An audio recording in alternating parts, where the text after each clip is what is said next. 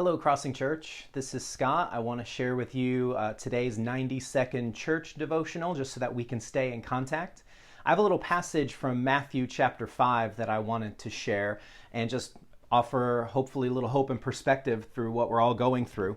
So this starts with verse 24 in Matthew chapter 5, and it says, "A large crowd followed and pressed around him," meaning Jesus.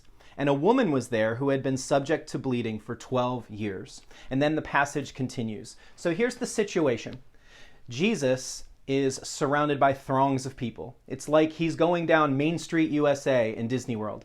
And people are bumping in, they're jostling him, they're trying to get his attention because people want things from Jesus and they need things. And among this crowd, there's this woman who's been bleeding for 12 years. And so something to know about the law and the context is this woman was unclean.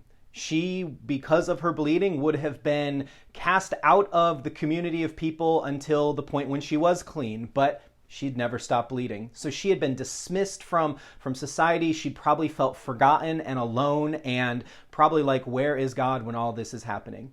And in the midst of this, she sees Jesus and she focuses on him as the source of her hope. And she does all she can just to touch the bottom of his robe. So she's probably crawling along so that people would not notice her.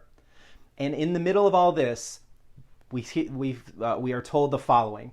But Jesus kept looking around to see who had done this. He knew somebody had touched him, and he was not going to be content until he saw who had done this.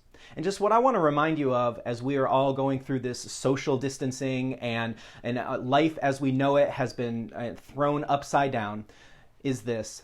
Jesus knows you. He notices you.